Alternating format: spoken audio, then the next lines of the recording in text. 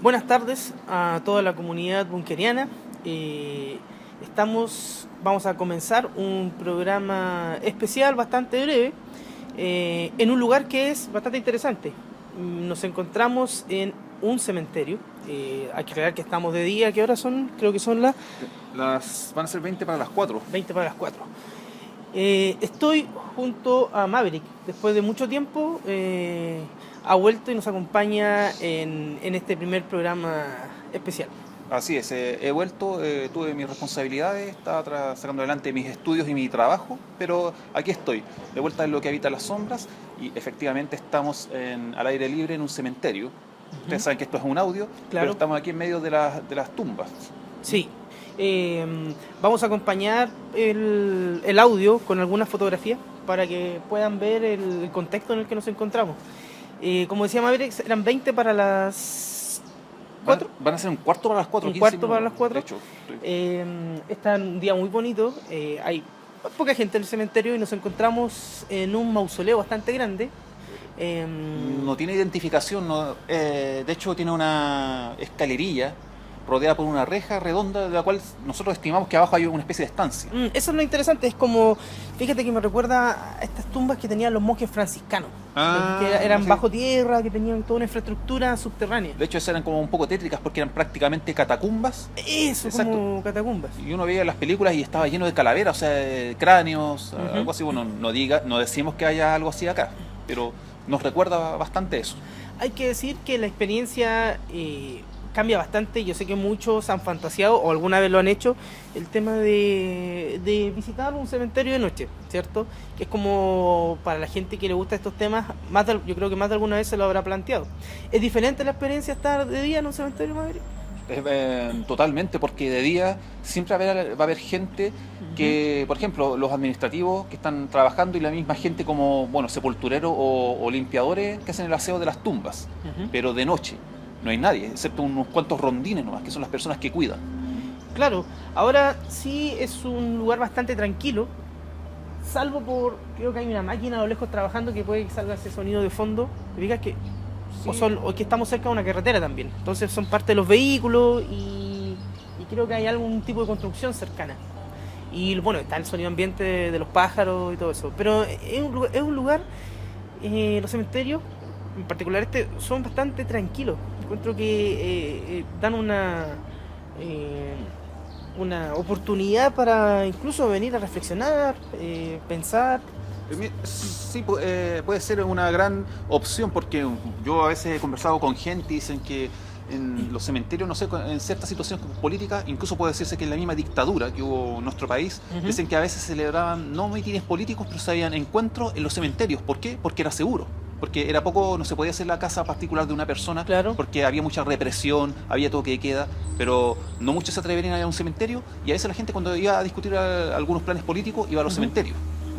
Está el dicho de que dicen, no hay que tenerle miedo a los muertos, a los vivos hay que tenerles miedo. Sí, es verdad. Yo creo que depende mucho la visión o el enfoque que uno le dé al lugar. Porque, a ver, hablemos en términos prácticos. Estamos en un lugar ahora rodeado de cadáveres, de cuerpos en descomposición, que puede sonar un poco fuerte, pero es la verdad. Y desde el punto de vista espiritual, hablamos de un lugar, no es un lugar habitual, es un lugar donde hay una gran concentración de energías positivas, negativas, neutrales, pero desde el punto de vista de la parapsicología estamos en un lugar fuerte. Independiente, ahora que nosotros estamos de día y no tenemos miedo y estamos relajados, una conversación tranquila, pero le podríamos dar un enfoque también, ¿cómo decirlo?, más metafísico, más paranormal.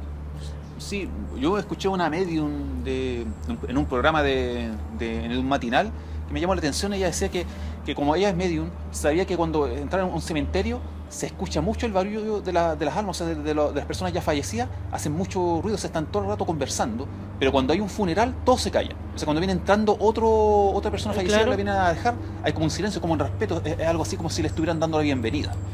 Es la única vez en que el barullo de las almas ya que han fallecido desaparece. Fíjate que eso es muy interesante porque en las experiencias que hay documentadas de medium que van a cementerio, obviamente ellos tienen una visión totalmente diferente a la que podemos tener nosotros, ya que debido a sus habilidades extrasensoriales sienten muchas cosas, sienten las cargas positivas.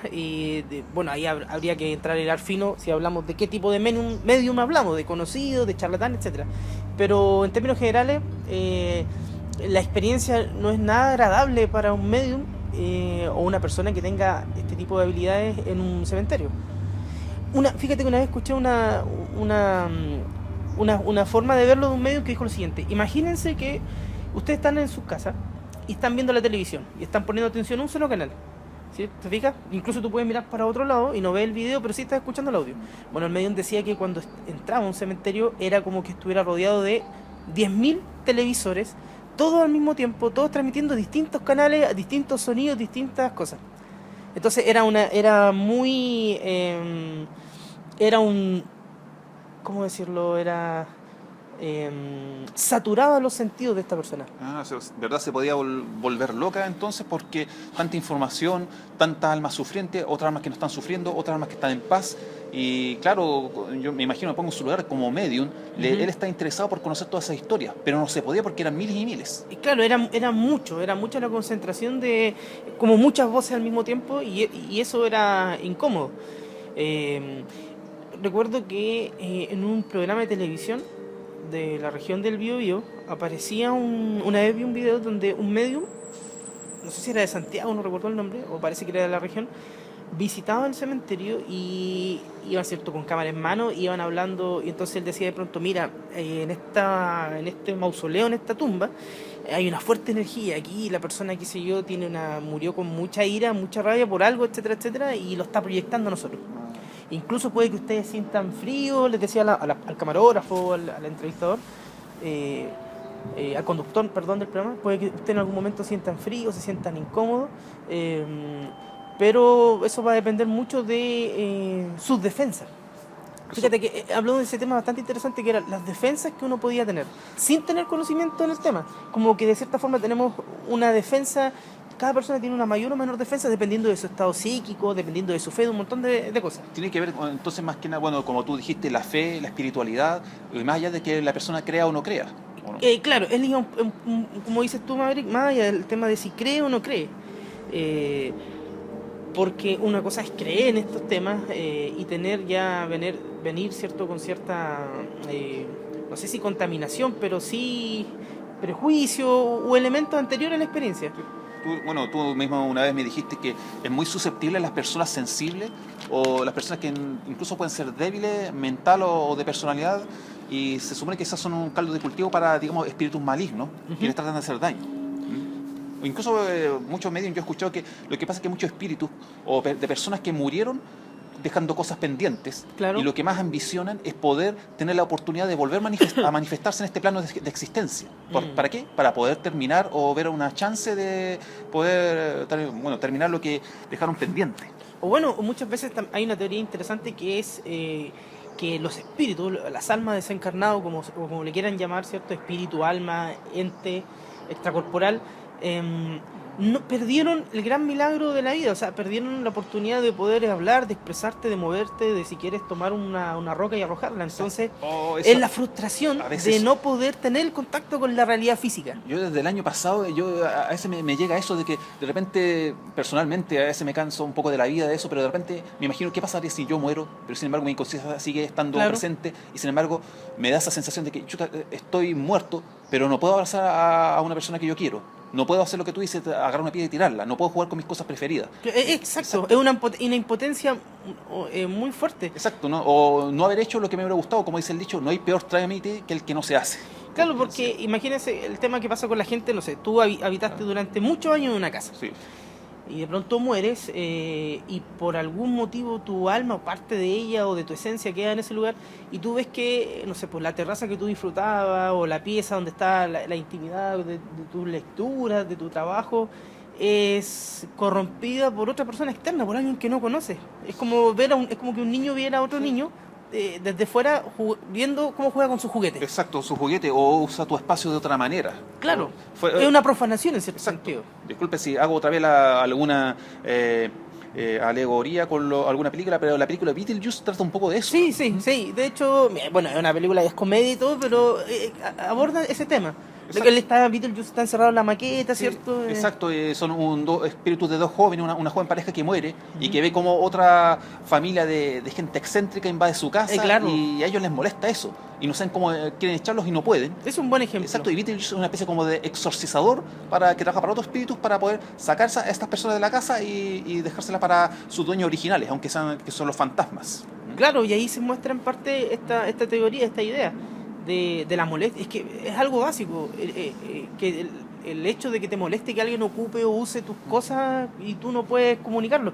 Y de ahí vendrían otros fenómenos, subfenómenos, como por ejemplo el poltergeist, que sería cuando ya este ente, ¿cierto? Es tanta energía, tanta la rabia, la ira o la molestia que puede tener, que de alguna forma logra concentrarlo y lo expresa botando, por ejemplo, un plato, botando, arrojando o corriendo la mesa. Exacto, ¿Te fijas? abriendo puertas, Abriendo puertas. o cerrándolas, o ventanas. Porque no puede hablarte directamente, y ahí también estaría otro fenómeno que sería el tema de la psicofonía, que de pronto, utilizando el ruido blanco producido por ejemplo, el agua corriendo o algún artefacto eléctrico o un canal, ¿cierto?, en un canal de televisión sin transmisión, donde se escucha el white noise,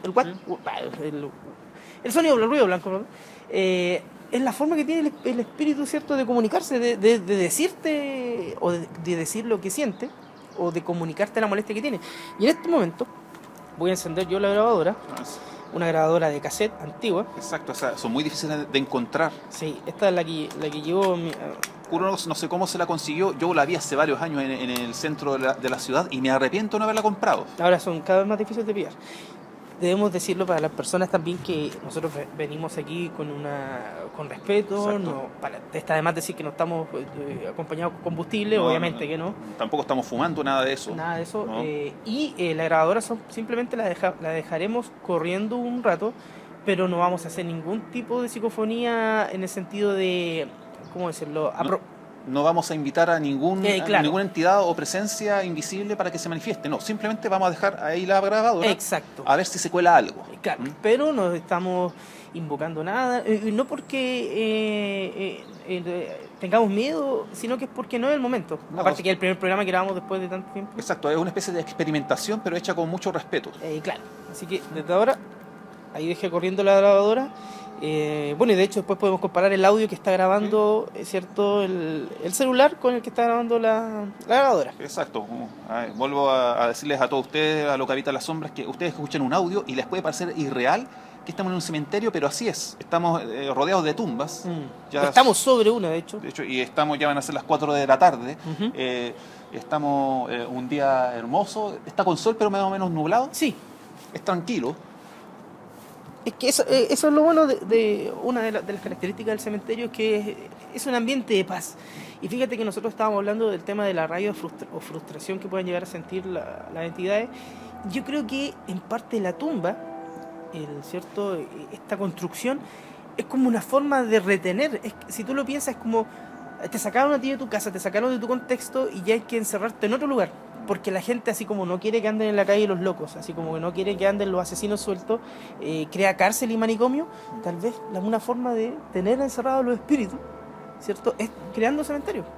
O sea, yo estoy diciendo, sé que me puedo estar yendo una bola muy extraña, falta de sustento, pero bueno, estamos hablando de temas que son metafísicos de por sí, o sea, no estamos hablando de ciencia. Pero yo creo que podría ser una visión o una forma de ver el tema de que los cementerios son lugares para, más que encauzar, es encerrar, custodiar estas armas. Como te digo, las cárceles se crean para que estén las personas que son peligrosas, que tú no quieres encontrarte en la calle, ¿cierto? Sí, me acuerdo de las 3C.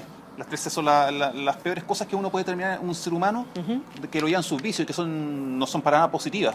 Si uno, no sé, pues, se estresa mucho, pierde la razón o cae en una espiral descendente, va a caer en las 3C, que son pues la cárcel, la clínica psiquiátrica o cementerio. Solamente que de este último no se vuelve. Claro, o sea, la muerte, la locura o el encierro. Así que tú puedes tener razón, porque puede ser que las tumbas puede ser una construcción diseñada para retener al espíritu, para que solamente sus familiares o sus cercanos lo puedan venir a ver. Exacto, y pueden estar en contacto brevemente con esta persona. O sea, A ver, hay que dejar en claro también que, y sacarse un poco esta visión de Hollywood o que nos ha entregado el cine o a veces incluso la literatura, no de existir en las almas, los espíritus, no todos necesariamente van a ser malignos ni van a tener cierto esta rabia o ira, porque hay muchas historias positivas donde muchas veces las personas, las almas o el espíritu como quieran llamarle, protegen a otras, le avisan, se cuidan a su familia, o sea, no todo hay que enfocarlo también desde el punto de vista negativo, No, sino que está es como una cárcel, ¿cierto?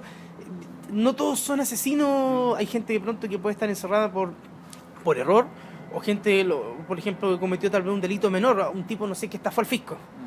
Yo encuentro que personalmente que estafar al fisco, robarle plata, por ejemplo, al gobierno, no es tan terrible como asesinar a alguien o no sé, o violar a alguien o quemar una casa, desde mi punto de vista.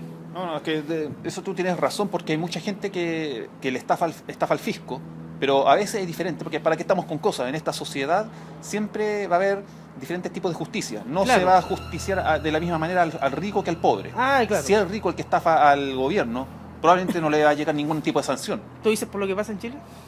Exacto. Ya sé que iba a llegar a eso. No quería llegar a eso, pero ya que tú lo dirigiste para allá, Sí. diste en el clavo. Pero si es un pobre el que se mete con el Estado, Ya, yo lo enfocaba, es que eso fue, me faltó decir eso. Yo, claro, porque cuando pienso en basuras como Dávalo, obviamente que no estoy de acuerdo en ese sentido. es que bueno, ahí es diferente porque este tipo fue el que dijo, claro, después de que lo hizo, dicen que dijo, pero sin pedir no hay engaño. Claro, él pudo haber no cometió, no violó ninguna ley, pero sin embargo en la parte de lo que es la ética, lo hizo muy mal. Claro. Pero yo creo que no nos vayamos al lado de la política, que nunca ha sido el fuerte del programa.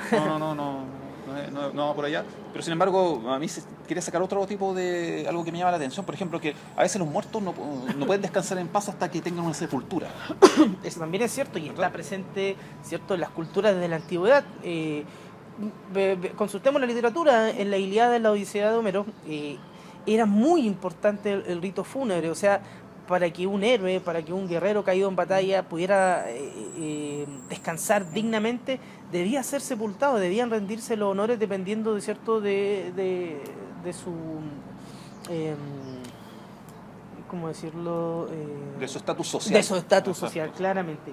Entonces, pero de alguna manera había que rendir estos ritos fúnebres. Era una ofensa total. Recuerden lo que pasó cuando Aquiles, ¿cierto?, toma el cuerpo de Héctor y lo arrastra por el campo de batalla, ¿cierto? Y son los dioses quienes protegen el cadáver para que no... porque Aquiles en un momento, ¿cierto?, en un momento de ira dice: yo te voy a hacer presa de pasto y perro, es decir, que los perros y los pájaros corrompieran el cadáver y todo, y llega el rey Príamo, ¿cierto?, llorando a suplicarle a Aquiles que por favor le entregue el cuerpo y que le dé los días de duelo o que le permita rendir los ritos fúnebres. Y ahí donde Aquiles, ¿cierto?, sufre esta ibris, este quiebre, y siente piedad y le autoriza al rey. Sí, porque eso es muy importante, sobre todo en la antigüedad, aunque era, bueno, no es como sale en la película, que todo se le viene a la mente, tal vez ahora, que es Troya. Claro, no, yo hablaba más del texto en sí, del canto épico. Pero que también aunque es diferente, porque ahí, en esa época, como sale la película, no lo entierran, lo incineran. Claro. Pero es un rito fúnebre, al fin y al cabo. Sí, es verdad, y eso era muy importante, cumplir con ese ritual. Ahí al final tú tienes razón, aquí al final recapacita, él dice: ya está bien, ya logré darle curso a mi ira de vengar a mi primo Patroclo, que lo mató Héctor. Así que ya, y más encima cuando llegó a su presencia el rey Príamo y lo vio como un rey bastante noble y que lo único que quiere es darle sepultura a su hijo y nada más. Vio la imagen del padre pidiendo por el hijo. Exacto, o sea, vio eso y vio que uno piensa, chuta, un rey claro, soberbio, con poderoso, él no vio eso, vio un padre nomás. Claro, y él como hijo sintió esa empatía de: yo si fuera padre sufriría lo mismo o peor. Pese a que Aquiles era el guerrero más poderoso de esa época, pero también era un ser humano. Finalmente, por más que fuera muy poderoso, valiente, seguía siendo un ser humano, como dice Maverick. O incluso puede haber tenido sangre de los dioses, porque era hijo de supuestamente la diosa Tetis, y tenía como, aparece sangre divina, y era invulnerable, pero sin embargo también ahí se ve su parte humana. Su parte humana. Finalmente cede. Sabe que ya si le entrega el cuerpo, no va a perder la guerra de Troya. Tampoco va a tener mayores consecuencias ni para su país ni personales. Sí, fíjate que el tema que estábamos hablando ahora es bastante interesante, de si uno trata de llegar a la raíz de un poco de en qué momento la humanidad comienza a preocuparse del rito fúnebre. Hay vestigios, ¿cierto? Y hay pruebas de civilizaciones muy, muy antiguas, los chinos, Babilonia, etcétera. Pero me recuerdo de una historia muy interesante, que es la visión que tenían cierta tribu del Amazonas. No voy a mentir con el nombre porque no lo recuerdo, tengo alguna en mente, pero fíjate que esta tribu veía muy mal, muy mal, el hecho de que no se realizaban los ritos fúnebres de alguien que fallecía. Era una cosa terrible, o sea, podías tú traicionar a la tribu, se podía llegar a perdonar. Podías tú cometer un error, se podía llegar a perdonar. Perder la casa, qué sé yo, me refiero a la casa, a lo que se casó el animal, se podía llegar a perdonar. Pero el no rendir los ritos fúnebres al fallecido era una cosa imperdonable. Recuerdo que ellos tenían la siguiente visión. El alma, y fíjate que hablo de una tribu en el Amazonas, también tenía esta visión platónica, ¿cierto?, de la división entre el cuerpo, la materia y el alma. El alma estaba dentro del cuerpo, encerrada, cautiva, o sea, el cuerpo es como un envoltorio, pero tenía que seguir su camino, ¿cierto? Seguir su camino. Estaba muy relacionado un poco con el tema de la reencarnación. Sí, hay una teoría de la reencarnación que dice que los espíritus solamente pueden evolucionar llevando una vida terrenal, llevando ese tipo de vida. O sea, claro, una vez que mueren y están en ese plano de existencia también pueden hacerlo, pero y pueden evolucionar de otra manera, pero si quieren seguir evolucionando es crucial vivir una vida terrenal, como al menos aquí como ser humano que estamos refiriéndonos. Sí, fíjate que esta tribu decía entonces que si la persona moría y no se cumplían los ritos fúnebres, no era enterrado según la tradición de esta tribu, su alma se convertía en una especie de, obviamente que ellos tomaban lo más cercano a su contexto, en un papagayo. Yo encuentro que es muy bonito y a la vez triste. El alma entonces, la persona que no era enterrada, se convertía en un ave, en un papagayo, decían ellos, una otra ave, ciega, que no podía ver y que andaba chocando con los árboles todo el tiempo. Es decir, no podía comer porque no lo necesitaba y estaba ciego. Y no podía comunicarse ya como ser humano porque era un animal. Y todo entonces por la eternidad chocando con los árboles, cayéndose. O sea, eso es muy terrible. Es bastante, porque es una consecuencia, no un castigo. Claro. ¿No? Y, bueno, a propósito de eso, a mí se me viene también a la mente que según muchos científicos o historiadores, los primeros en hacer ritos fúnebres o incluso preocuparse por sus enfermos son los hombres de Neandertal. Sí. De ahí en adelante creo que se tienen noticias de que ellos son los primeros en hacerse cargo de enterrar a sus muertos. Hacerle una especie, ahí empieza como el ritual. Es interesante de dónde habrá nacido en el pensamiento, en el cerebro primitivo de estos primeros humanos, de estos primeros hombres. ¿Dónde habrá surgido esa necesidad? Nosotros podemos establecer relaciones lógicas, que es que, no sé, si hay algo que te desagrada, que te produce incluso asco o miedo, tú lo ocultas. ¿Te fijas? Entonces, si tal vez hay algo descompuesto fuera de tu casa, fuera de tu cueva, pensando en el hombre primitivo, supongamos que quedaron un resto de un animal y empiezan a oler mal, tú los sacas de ahí, ¿cierto? Sí. Los mueves, los llevas a otro lugar. O los lanzas a un acantilado, o a un río, o lo entierras, o haces un hoyo y lo entierras, ¿te fijas? Sí. Entonces yo creo que puede venir por ahí un poco la relación. No creo que haya sido tan en un principio emocional o afectiva, porque en ese tiempo, estamos hablando de los primeros hombres, no había este raciocinio tan profundo, sino que era mucho más pragmático, más primitivo. O sea, no creo que estuviera tan de fondo esa emocionalidad. Era mucho más instinto. O sea, la hembra amamantaba a la cría por un tema de instinto y se protegía del frío por un tema de instinto, y el hombre cazaba y se alimentaba por instinto. O sea, no creo que dijera, hoy día tengo ganas de comer carne de pterodáctilo, ¿ya? Sino que simplemente lo que encontraba lo cazaba. ¿Te fijas? Más como los mismos perros, instintivos.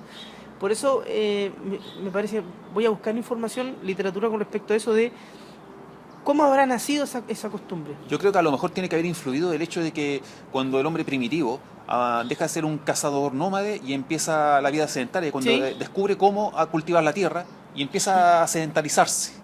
Por lo tanto, cuando empieza a alimentarse mejor, a cubrir sus necesidades básicas de una mejor manera, tiene un poco más de tiempo libre y a lo mejor ahí le quedó más tiempo para pensar, claro, para reflexionar sobre el tipo de cosas que estamos hablando, por ejemplo, ahora.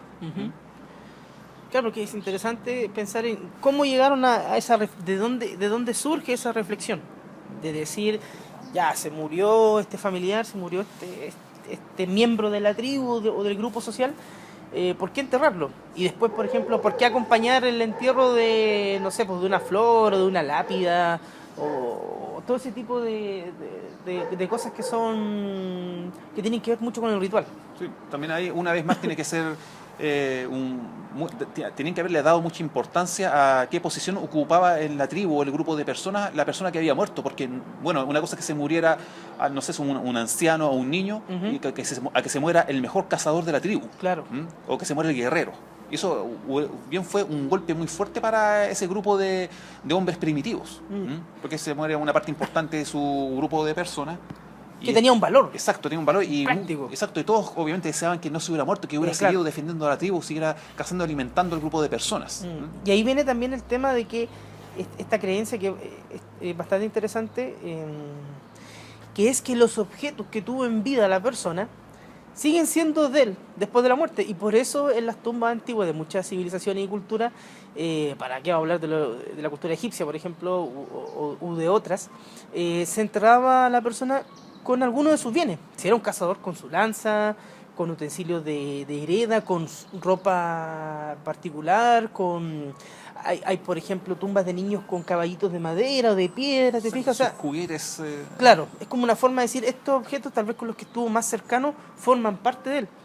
Y de ahí vienen teorías dentro de la parapsicología o de las pseudociencias que estudian estos fenómenos paranormales, que tienen que ver con los objetos malditos, como la muñeca Annabelle, como tantos reliquiarios y cosas que hay malditas, en el sentido de que una carga del dueño quedó en ella, si no el mismo dueño tal vez.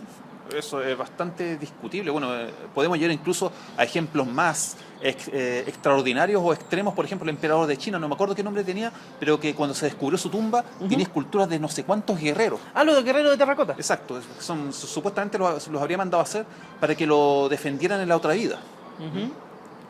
Pero yo tenía entendido que esos fueron utilizados como una estrategia militar también, que en cierto momento, como lo que hizo una vez Atila, que fue muy inteligente, que en cierto momento llegó un momento de la batalla que se estaban viendo sobrepasados por la cantidad de enemigos, y él mandó con todos estos soldados y los puso, cierto, a lo lejos, y puso fogata en la noche. Entonces el enemigo desde lejos veía un montón de soldados, ¿te fijas? Ah, sí, un engaño.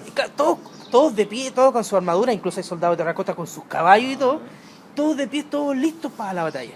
Entonces fue una forma de impresionar. Lo mismo hizo Atila, una estrategia militar muy interesante. Estaba invadiendo un lugar y llegaron fuerzas enemigas, se aliaron, un contraataque, y el tipo, tenía, supongamos 1000 carpas, 1000 tiendas de campaña, y mandó a encender todas las que tenía y hacer algunas rápido. Entonces, en vez de que se dieran 1000 tiendas de campaña, se veían 1500 o 2000. Y el enemigo, dijo, chuta, sacamos mal los cálculos, este tipo tiene refuerzo, y terminaron perdiendo la batalla, y Atila terminó ganando. Ante esa duda no se atrevieron a atacar. Claro. Fíjate, tú trataste un tema interesante, que era el estatus social de la persona. Nosotros estamos ahora en el cementerio, dimos primero un recorrido, y bueno, y uno se va dando cuenta que hasta en el cementerio se mantiene la pirámide jerárquica, o sea, y el tema sociocultural, o mejor dicho, socioeconómico, porque están los nichos, que son, yo creo, las tumbas más económicas. Mira, se acaba de caer un florero ahí. Estamos a 10 metros de una tumba, y se acaba de caer un florero. ¿Esa que está allá, la de más oscura, esa o no? Sí. La que tiene pasto. No es pasto, eso es... A ver, espérame, que voy a ir a ver.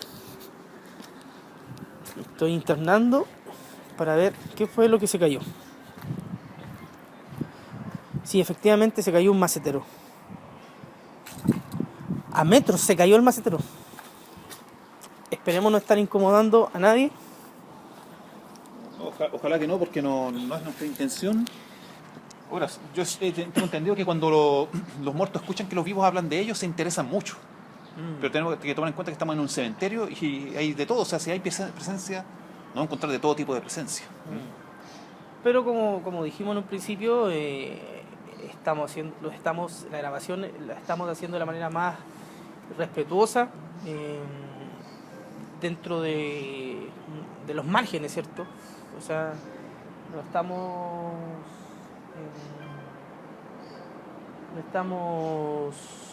ofendiendo.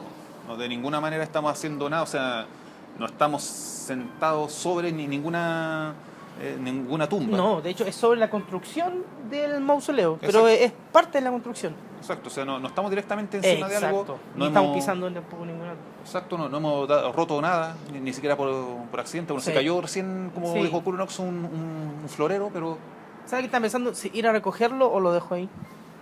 estoy en la duda, no sé si... Mira, se supone que no deberíamos hacerlo, pero tal vez yo creo que por respeto podríamos... Lo voy a ir a recoger. Curunox va allá, está como a unos 10 metros, no sé, 8 o 10 metros ahí.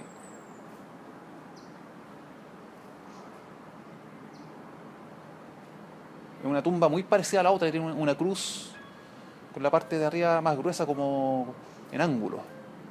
No sé muy bien cómo describirla. Ahora, Ahí lo recogí. mira, si se volviera a caer de nuevo el florero, eso ya sería ya como demasiada coincidencia, ya como...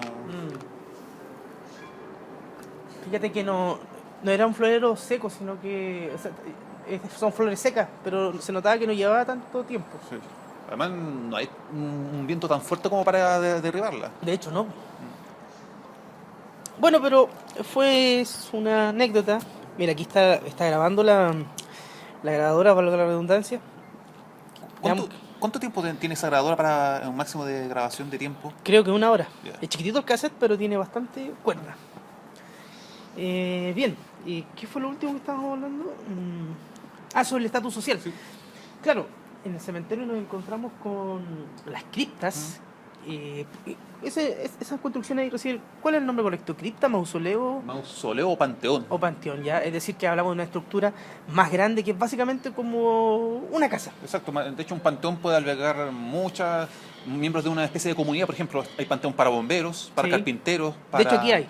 médicos. En casi todos los cementerios hay ese tipo de estructuras. De agrupaciones, incluso hay una de monjes franciscanos más allá, que después te voy a mostrar. Entonces, se ve el tema de que dependiendo del dinero, del estatus social, también en tu tumba se ve graficado eso.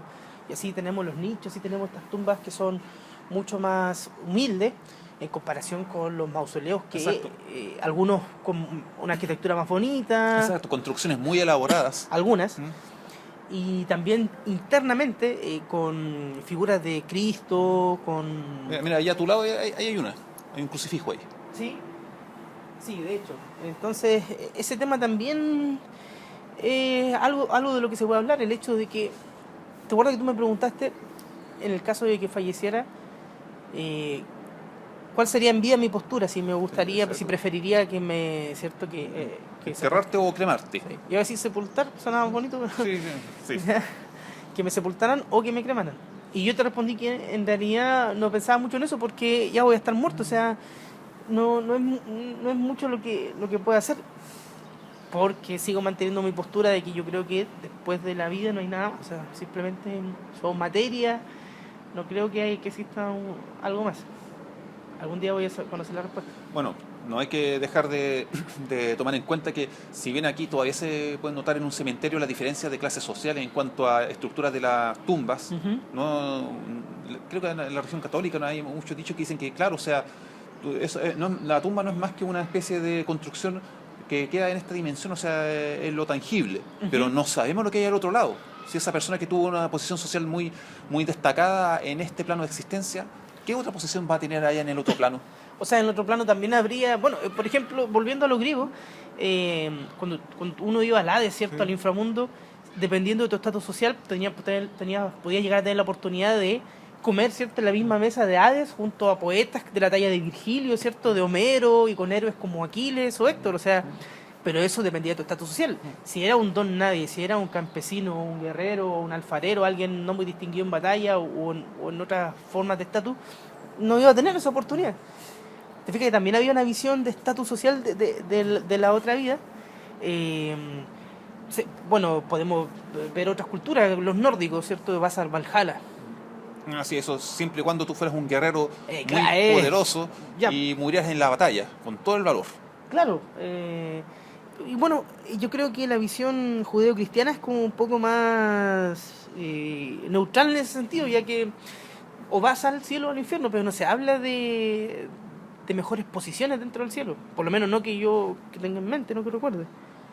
No, al parecer lo muestran algo así como si uno se va al cielo, es lo mismo para todos. Es lo mismo para todos. Lo mismo que en el infierno, también lo mismo para todos. Y Ujú. también está la visión del purgatorio. Supuestamente, Claro. se supone, entiendo yo, que es para las personas que han sido tan malvadas en la vida, que van al purgatorio a purgar a sufrir por todo el daño que hicieron, porque supuestamente fue demasiado. O sea, ni siquiera el infierno es para ese tipo de personas. Ahí van a purgar sus culpas. Sí. Tal vez por los siglos de los siglos. Bueno, ahí también podemos llegar a referencias literarias como la de Dante Alighieri en su Divina Comedia, donde tenemos este infierno, ¿cierto?, estratificado en estos 9 círculos concéntricos, cada uno con su fosa. Exacto, con sus 3 jueces igual. Dependiendo, o sea, de lo que tú hiciste en vida, dependiendo de tus pecados, va a quedar en cierto lugar. Que difiere un poco de la visión tradicional judeocristiana del infierno, que es el infierno, ¿cierto? Sí. Para todos por igual. O sea, Hitler y Stalin tendrán su habitación en su círculo, ¿cierto?, correspondiente.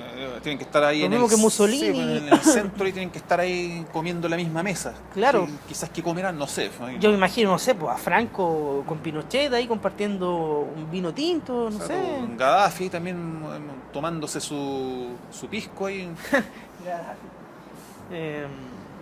Claro, o sea, el infierno también se puede presentar como un lugar con una pirámide social jerárquica, donde existe una autoridad, como al parecer en todos lados, siempre va a haber un jefe, una autoridad, que en este caso sería o Lucifer, o Hades, u otro nombre que pueda recibir en otra cultura.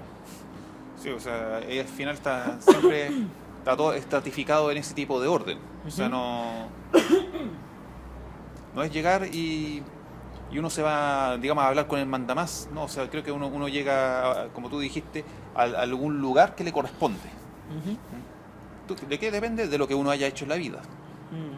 ¿Sabes qué sería interesante que invitar a las personas, cuando escuchen este programa, que yo creo que más que en iVoox, que es donde lo vamos a subir, no sé si lo subo a YouTube, que en el grupo de Facebook, de Lo que habita las sombras, que están los links en nuestro canal de YouTube y en iVoox, comenten en la caja de comentarios donde posteemos este audio, qué es lo que opinan de lo que estamos hablando. Por ejemplo, cuál es su visión del infierno, cuál es su visión del cielo o del paraíso, dependiendo de su religión o de su punto de vista. Sería interesante tener otros puntos de vista. Sí, pues. O simplemente, ¿qué creen ustedes que va a pasar cuando mueran cuando ustedes dejen esta vida? ¿Qué creen ustedes que hay más allá? ¿O creen que no hay nada? Buena pregunta. Una de las preguntas, ¿cierto?, que todos estamos esperando tener la respuesta en algún momento. Bueno, yo también, ahí viendo un libro de un autor, que él decía, lo que voy a decir, Oliver Stone, se llama el libro El sueño de un niño, y él tuvo una vida bastante difícil en su niñez y adolescencia, porque siempre se empezó en buscar el amor, que lo amaran y darle un sentido a su vida, y nunca lo encontró. O sea, al final, digamos que encontró algo de eso, pero cuando él más lo buscó, nunca lo pudo encontrar, y él sentía que no sabía qué sentido tiene que le hayan pasado tantas cosas malas y tanto dolor a lo largo de su vida, y tal vez solo lo va a saber cuando muera, no antes. Y eso es, digamos, algo que me dejó pensando mucho. Solamente muchos vamos a saber el sentido de nuestras vidas o por qué pasamos por las cosas que pasamos en el momento que vamos a morir, cuando ya desencarnemos. Y ahí quizás se nos va a revelar por qué tuvimos que pasar por lo que pasamos. Y el terrible momento del juicio, de donde me recuerdo un poco de los egipcios, ¿cierto?, que se pesaba el corazón en contrapeso con una pluma, y cierto, tu corazón tenía que ser puro y tenía que pesar menos que la misma pluma. O sea, hay muchas versiones de ese juicio donde llega el momento que tienes que enfrentarte ante la autoridad máxima, ante el creador, ante Dios, ante Alá, quien sea, ¿cierto? Y él te dice, ¿cierto?, te juzga ya, a ver, tú fuiste, no sé, 60% más bueno que malo, así que te vas a ir al cielo. Tú fuiste 70% más malo, tuviste más acciones incorrectas, qué sé yo, así que te vas al infierno. O te vas al purgatorio. Y bueno, y también está el tema del limbo. Sí, eso está también en el tema un poco polémico de qué pasa con las personas que se suicidan. Claro, ese es otro tema interesante. Recuerdo que hubo un momento que la Iglesia Católica era súper estricta, donde las personas que se suicidaban no tenían derecho a estar en campo sagrado.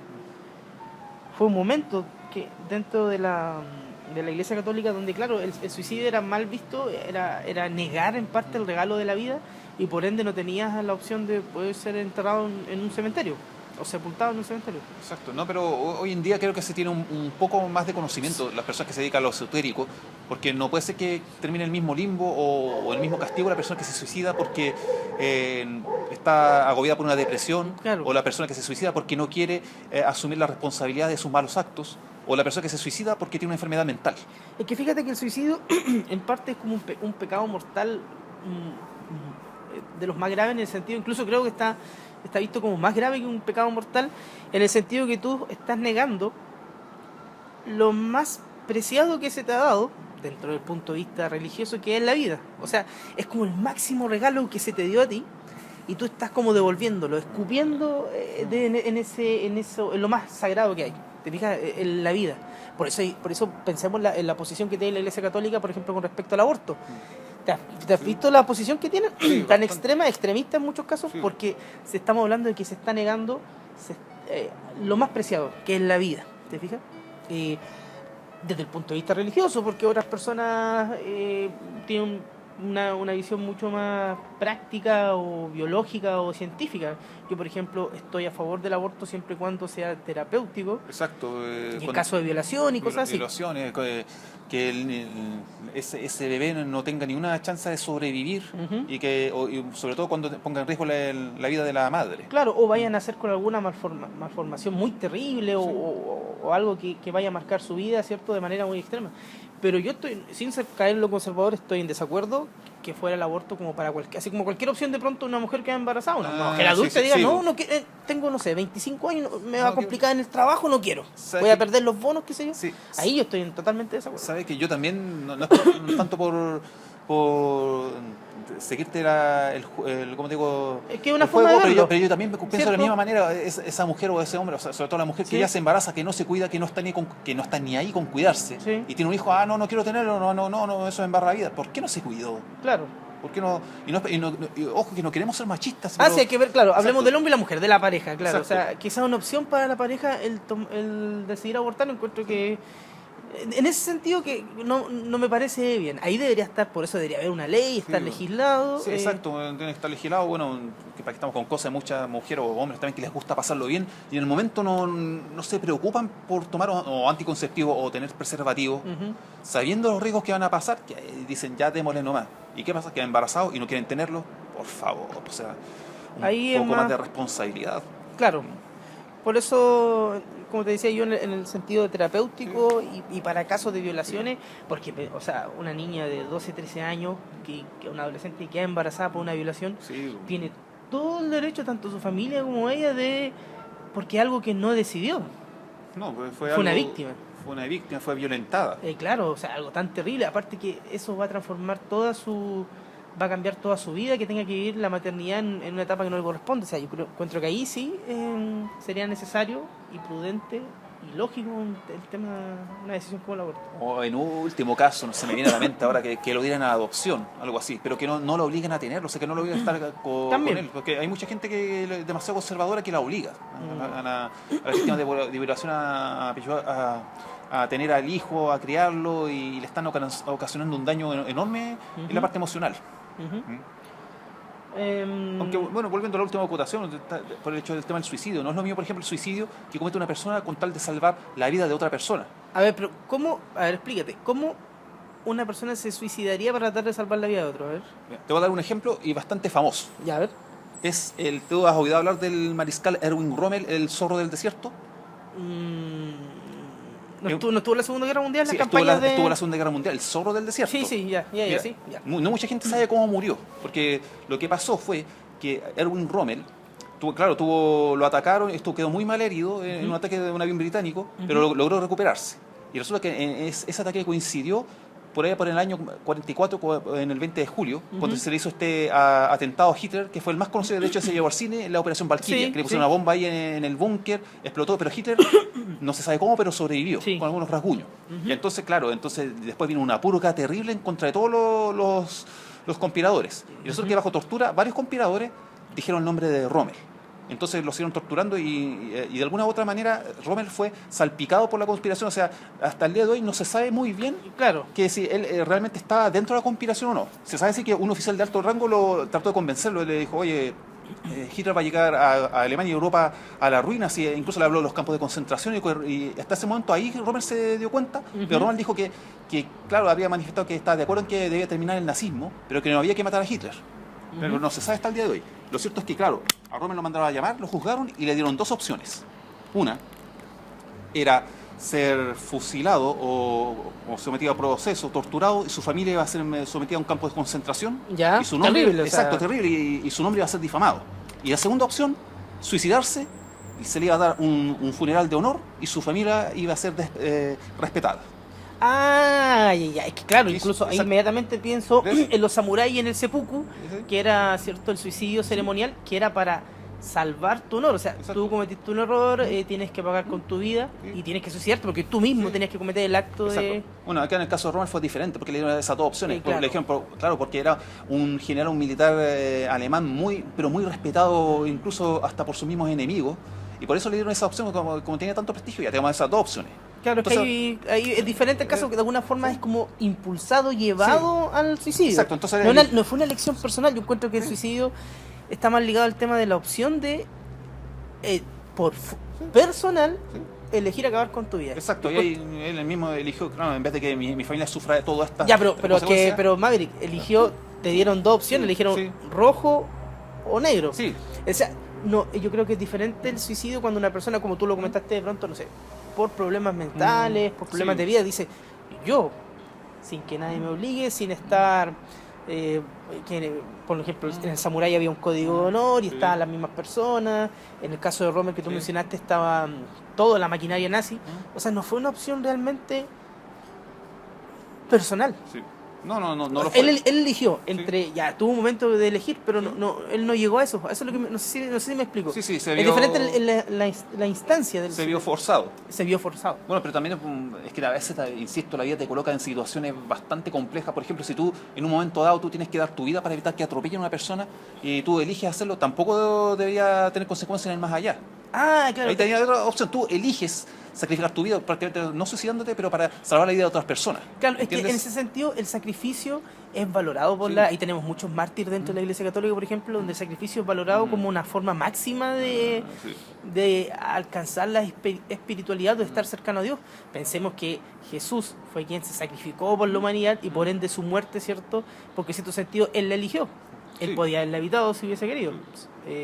Entonces, creo que ahí hay como una letra chica Sí. en el caso de las personas que se sacrifican. Exacto, también puede ser el caso del mismo Arturo Prat, también que saltó al abordaje sabiendo que no iba a salir vivo del Huáscar.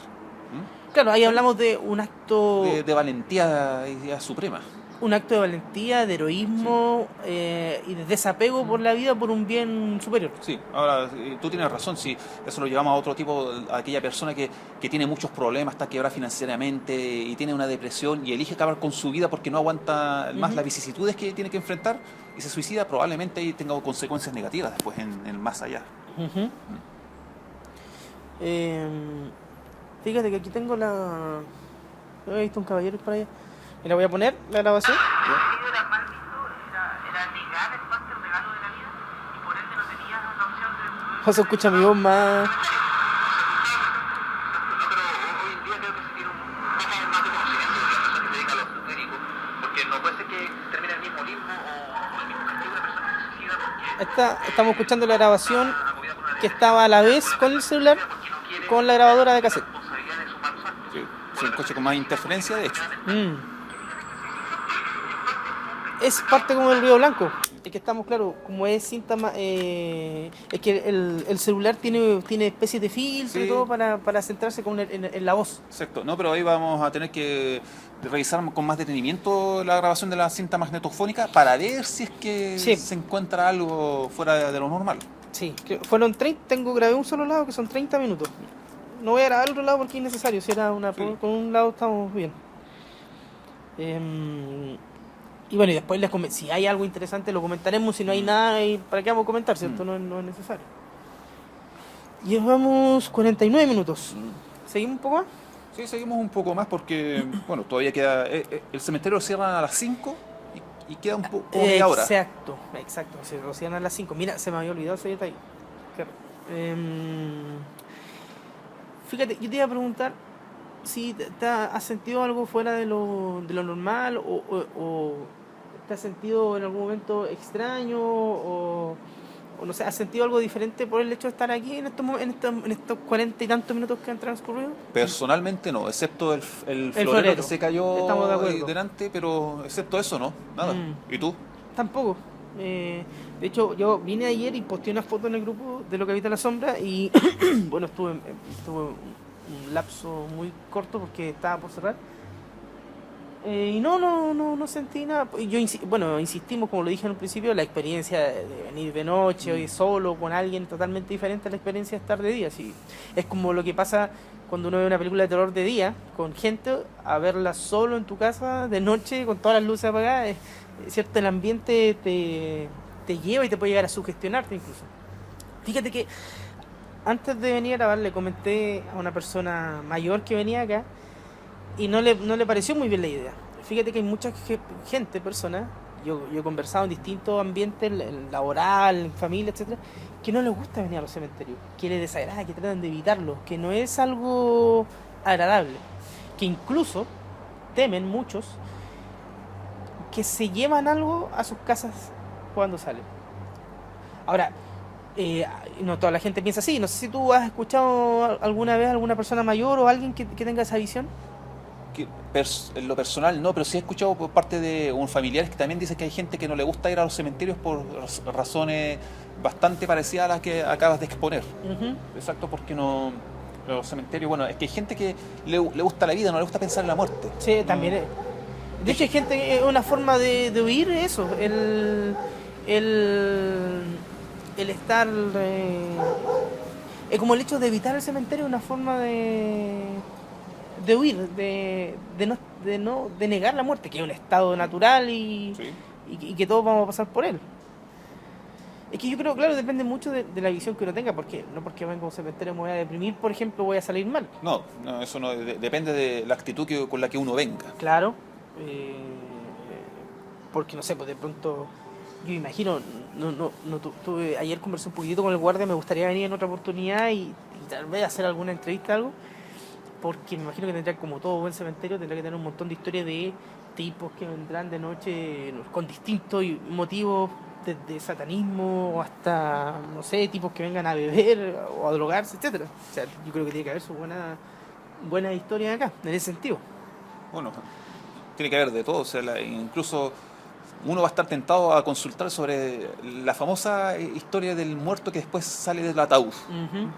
O la experiencia que hayan vivido los guardias, los nocheros de acá, qué cosas habrán visto, escuchado, porque me imagino que el guardia que tiene que hacer una ronda en la noche, o por lo menos la parte principal, debe tener, no sé, debe ser muy sólido, no sé, emocionalmente, sí. ¿Cierto?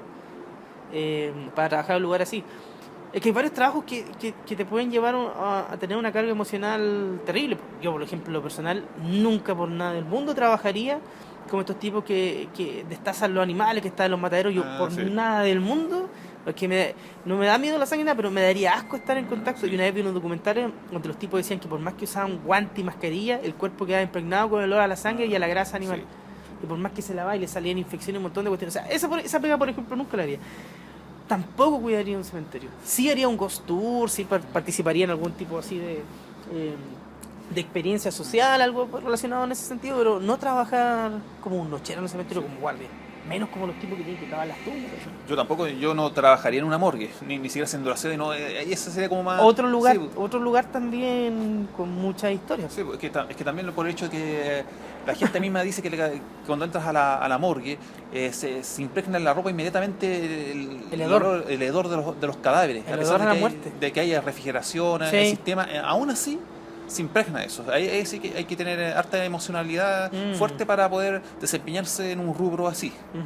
Y dentro del punto de vista de lo paranormal, quizás en este momento donde estamos nosotros no sentimos ningún hedor desagradable. De hecho no, hay mucha vegetación, árboles y todo, pero tal vez hay otra cosa que se puede estar impregnando, que sería esta energía espiritual, como lo que te decía con los medios. Te fijas que tú vas a cierto lugar y te impregnas con esto, o te llevas parte de esa carga, positiva, negativa, consciente o inconsciente, en mayor o menor medida, pero algo de eso se te va, o sea, mejor dicho, se va contigo como un polizonte.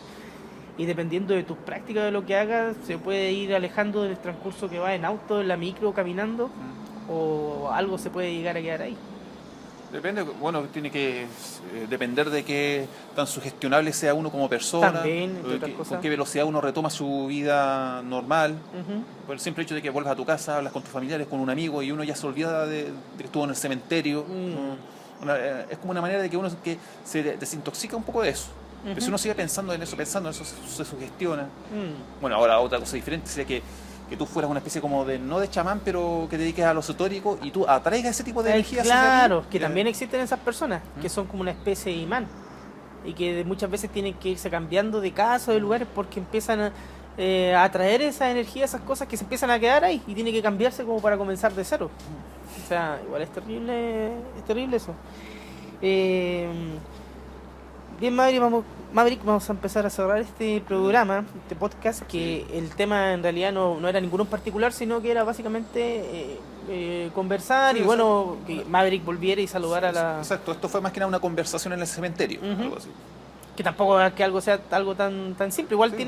tuvo lo suyo. Sí, no, así que yo creo que estamos terminando esto sin novedad. No sé si Kunonox habrá captado algo en la grabación magnetofónica. Vamos a llegar a darle una revisión a eso. ¿Sabes qué sería interesante tal vez en un futuro hacer alguna especie de recorrido que es como un ghost tour, pero no de noche, porque eso te necesita más autorización y un Sí. montón de cosas, con un pequeño grupo de gente bunkeriana? O sea, se podría ver pagando una módica suma de 200.000 pesos por estar en la compañía de estos grandes maestros Algo así, algo muy bastante, humildes. bastante asequible. Claro, creo que la llave es un Jack Daniel para Sí. empezar la entrada al Exacto. ghost tour. Sí, Y unos Coiba, unos Montecristo. sí. No, pero algo que bueno, aprovechamos de comentarles que no queremos dar mucho detalle porque si se da muchos detalles de un proyecto que a largo plazo y después no sales como cierto... Exacto, que al final no cumplen o que no claro. tuvimos la intención de... Pero en este tiempo estuvimos conversando, haciendo cosas y hay un proyecto para el 2016 que de salir, o sea, el programa cambiaría totalmente, contaríamos con las herramientas para poder desarrollar esto y explotarlo mucho mejor. Sí. No, sí, de ahí podemos tener mejores medios y ahí podemos llegar a más gente y podremos desarrollar con mucha más libertad lo que nos gusta. Exacto, y ese proyecto está en latencia ahora. Y no vamos a ir dando mayores detalles en la medida que vaya llegando también más información con respecto a eso. Pero podríamos decir que esto es una vuelta. Sí, puede ser un pre-ensayo para lo que vendría después. Ujú. Y este año vamos a, dentro de la medida de los tiempos que pueda tener Maverick y yo, vamos a tratar de seguir grabando, haciendo podcasts o programas para YouTube. Pero, insisto, ha sido por un tema de que Maverick estuvo trabajando en cosas personales, en proyectos personales, yo también por mi parte y el trabajo, entonces de pronto no se daban los tiempos para grabar. Exacto, ¿no? Y de hecho debo seguir, pero voy Claro. a tener bastante atención y cuidado en seguir y retomar el ritmo de los programas. Dentro de la medida que te sea posible también. O sea, hay que ser cierto realista que está haciendo un esfuerzo también en dar tiempo para esto y todo. Muchas veces la gente se olvida que por más que sea un hobby, algo simple, un hobby significa que tienes que decir, ya en este día voy a gastar 2 horas en esto, voy a gastar dinero en esto, ¿cierto? O sea, es una inversión de tiempo. Y es un bien bastante valioso hoy en día. Sí, es bastante valioso. Después hay que tomar en cuenta que después hay que ir editando todo lo que estamos haciendo. Poner las imágenes, los videos, incluso hay salidas falsas, o sea, empezamos y se pierde tiempo. Es un trabajo. Bueno, y por eso también agradecemos mucho cuando las personas nos comentan y nos dicen que les gusta el programa, que nos escuchan de otros países como México, España, Argentina, que nos envían saludos. Maverick, conversábamos hace unos días atrás, que a él le parecía bastante gratificante cuando las personas nos decían que, por ejemplo, escuchaban el programa en sus pegas. Exacto. ¿Te acuerdas de un guardia de seguridad Sí, exacto, sí, decía que estaba en la noche, él está en su caseta, creo que está tomando un café y nos escuchaba a nosotros. Sí. Estudiantes, universitarios que se Exacto. quedan hasta tarde también trabajando, Sí, haciendo también, cosas. o incluso dueñas de casa también que nos escuchan ahí y eso es bastante gratificante. O sea, yo me siento realizado por eso. Somos la Pudahuel paranormal. Sí, po. Por eso le enviamos un afectuoso y especial saludo a todas las personas que nos escuchan de todas las edades, ¿cierto? De todos los lugares. Gracias por acompañarnos y por a veces esperar tanto por un programa. Y necesitamos que nos sigan apoyando, que estén ahí, que que publiquen cosas en el grupo de Facebook, que compartan nuestros videos, que compartan nuestros podcasts para seguir creciendo y así uno también se va motivando, ¿cierto? Sí, así es.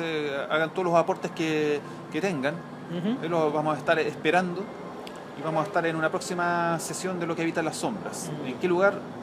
A veces ni siquiera nosotros lo sabemos. Tuvimos el valor hoy día de salir del búnker. Sí. Y ya saben, pueden enviar los barriles de combustible a Inés Maturrajola, ahora esa dirección que dan con el Club de los Tigritos. Sí. Vamos a dar algún día la dirección del búnker para que envíen los barriles de combustible. Exacto. Me gustaría que la próxima vez estemos en una casa en ruinas o abandonada. Y así. Tengo algunas en mente, pero hay algunas que es medio complicado entrar. Ahí te voy a conversar fuera del audio. Sí. Bien, llegando justo a la hora, desde el cementerio, se despide Curonox. Así es. Nos estamos viendo en otro programa de Lo que habita las sombras. Se despide Maverick.